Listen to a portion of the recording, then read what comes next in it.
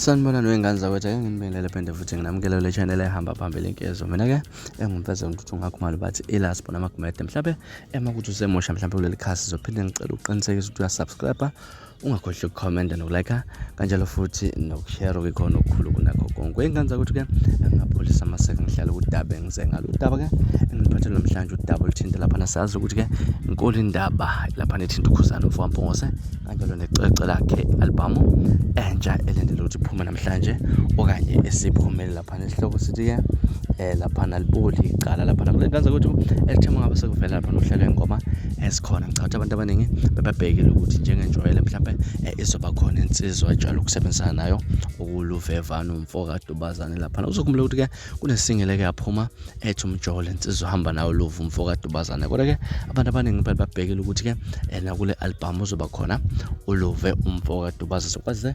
akavamile ukumfaka engomeni eyodwa laphana kwi-album, mhlawumbe uyamfaka ingoma zibe ningi. Abantu abaningi babasaba lezi zindaba zokuthi-ke uKhuzani uselaxaze uLuve, mhlawumbe khona ukungezwani okukhona. Ngazi mhlawumbe ukuthi wena mhlawumbe ubona kanjani, mhlawumbe esimeni esikanjani kuthini okwakho ukuphawula ngalolu daba. Ke sihlala lapha no comment section ukungixoxela kabanzi ukuthi wena uthini wakho umbono ngalolu daba oluthinta uKhuzani Mdlamlenze umfokampongose njalo nensizwa uLuve umfokadubazane. Ke sihlala no comment section ukungixoxela kabanzi ukuthi wena uthini okwakho ukuphawula ngalolu daba. Ngenza ukuthi ngilasibona amagumede sengiphuma nje nanyethembisa ukuthi ngiyabuya nezinye izindaba ezilandelayo kwivideo elandelayo. Kwakho ukusubscribe nibe nosuku olunandi nesiphathe kahle nithanda khona.